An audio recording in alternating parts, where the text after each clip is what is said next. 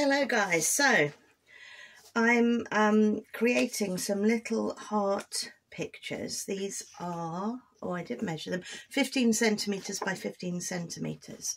So what I've got here is a backing paper, and then I have gone through some of my paper stash and I've torn, with torn edges, the various different papers, which I can then compile here. This one, I really liked the book page and I like this, but when I placed it down, it was a little bit too much of the black and white one.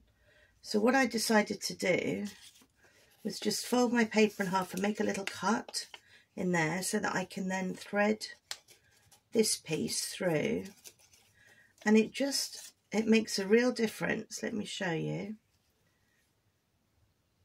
to the overall image. I think that looks much nicer with a little piece coming out here and more there. So that's going to be the composition really of what I'm going to do, and then later I will sew on these buttons. They're just gorgeous colours. Look at, oh hang on, look at that.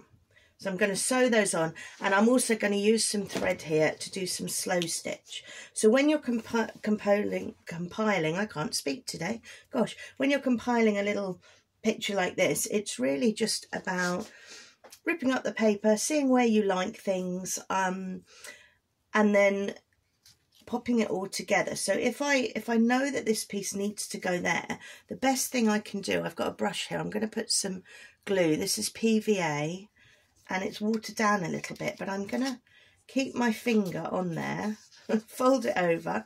It looks awkward, it's more fiddly I think than I realise. Just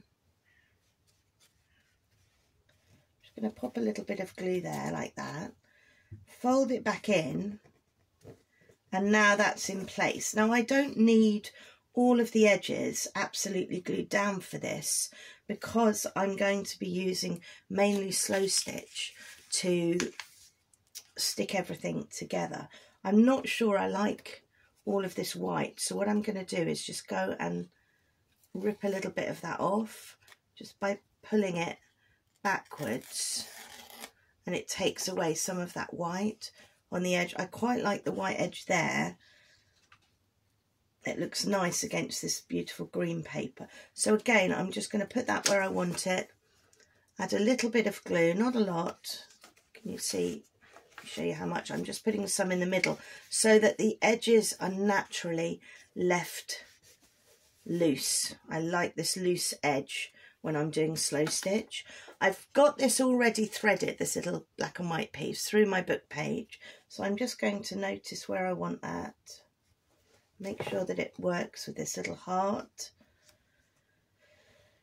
Yeah, that's about right. Okay, so again, a little bit of glue, not too much. You can see, you can't see lots of glue on there, just a little bit. And just pop that down. Oh, it's not quite straight. Great thing about PVA is you can still move things around and make sure you're happy before you stick them. So this is flapping all over. It's wonderful. So I've got all my lovely loose edges, which I like when I'm slow stitching on paper.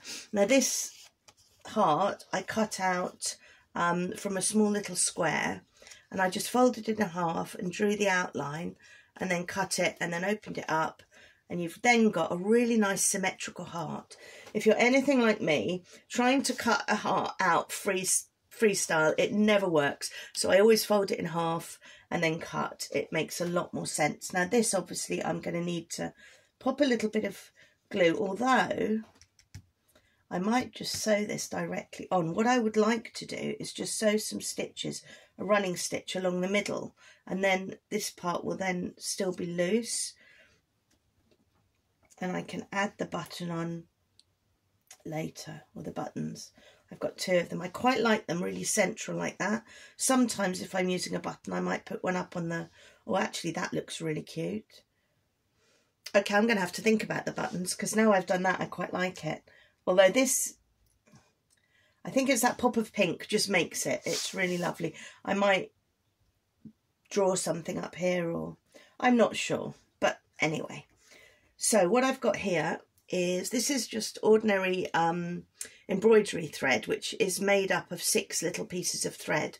So I've separated that, and here I've got 3. I didn't want it as thick as it comes. And what I'm going to do, in order to sew through this and get my stitches in the right place,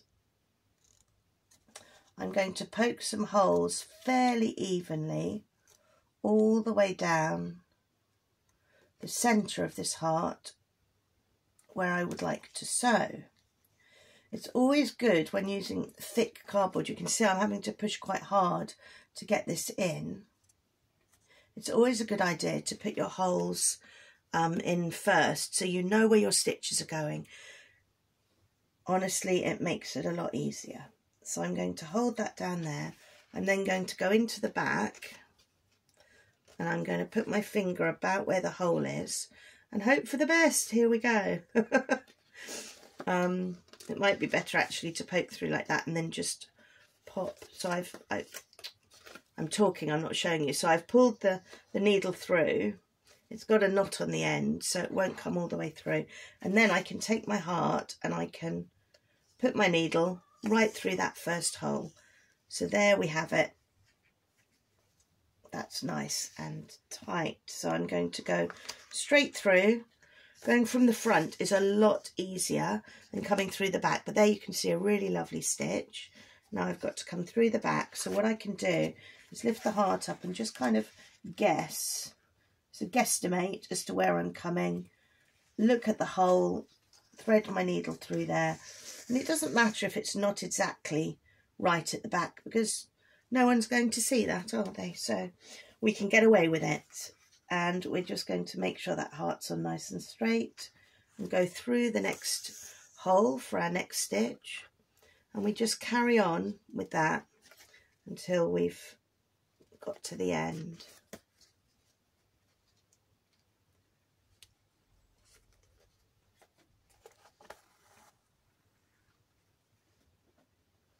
The idea with slow stitch is that it's a very meditative process, and as the name suggests, you generally do it fairly slowly. You do 1 stitch at a time.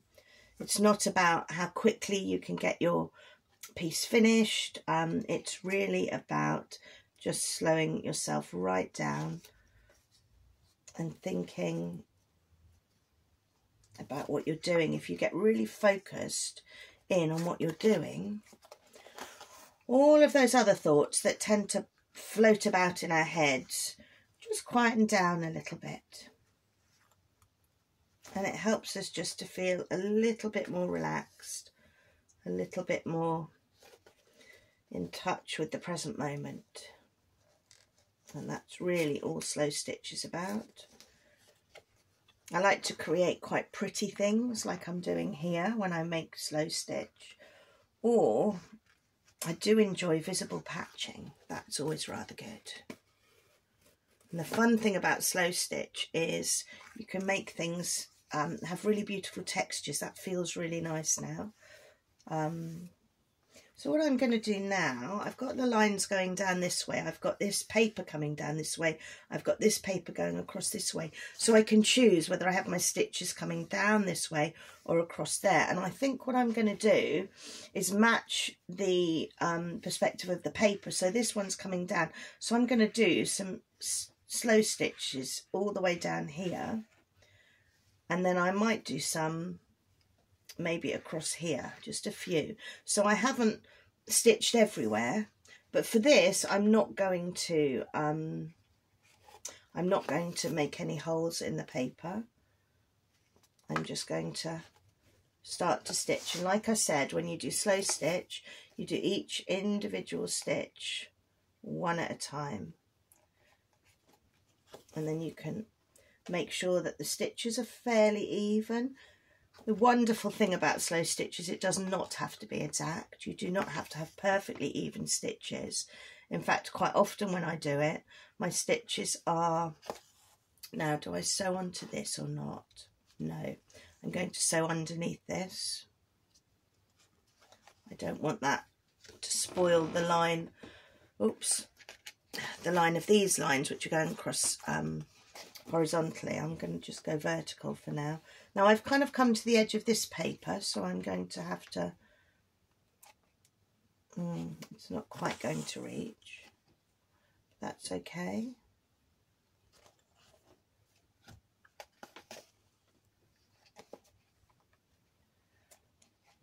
Some of it you may go, that's not really visible. Doesn't really matter.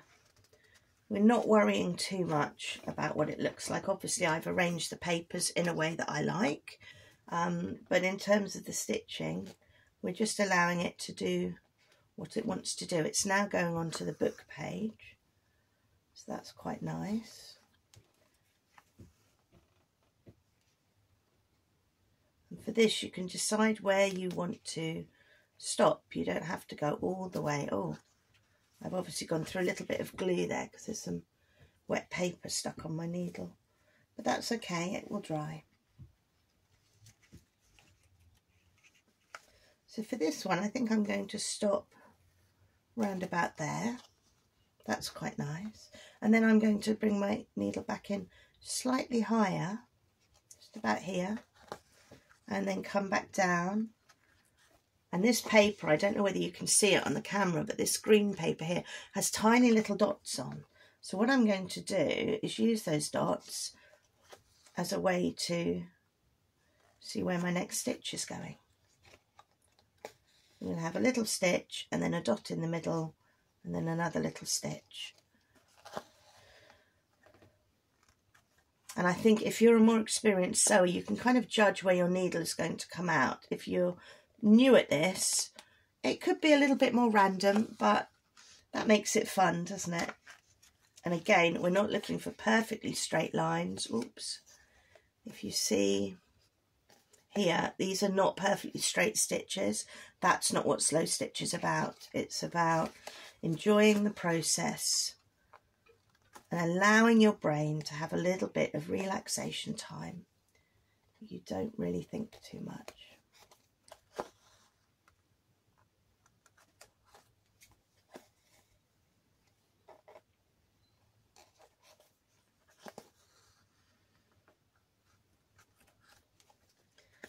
There we are.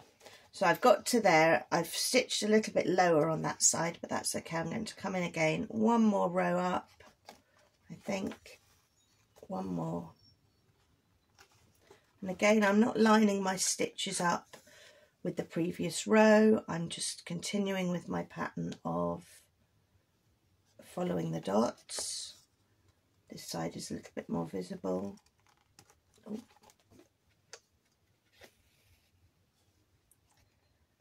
Going in with my slightly wonky stitches. Oops, that's come out quite in the wrong place.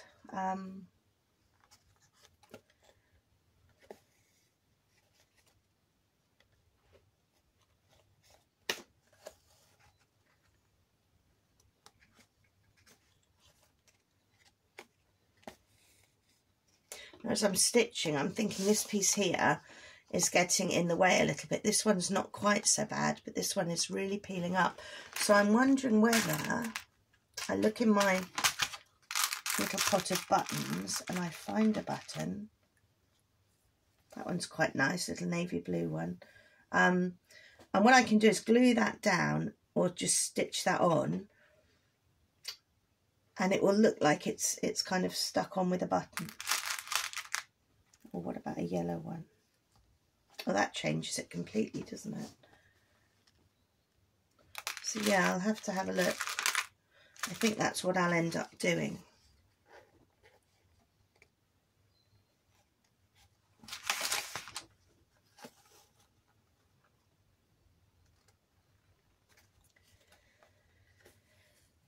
But you can see as I go through this, I kind of change my mind. I add little extra bits. There really are no rules as to what you want to do with this, and you'll see where where you think you'd like to add something. Another really lovely thing that you can do when you're doing this is use paper napkins. If you use paper napkins, there's quite a few other videos that I've done using those.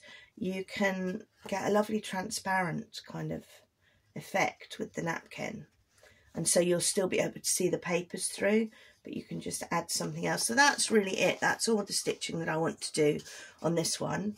I'm going to turn that over and just come back through the last stitch, and then I'm going to repeat that and go over the opposite side through, and then bring my needle inside that loop that I've made, pull it and make it tight. So I go through the last stitch, make a little loop, put my needle through that loop and pull, and then I can just snip that end off, and that's nice and secure. So I'm going to just choose what I'm going to do with my buttons. I'm not entirely sure yet. And then at the end of this video, I will post the finished product, but have fun making one of these yourself.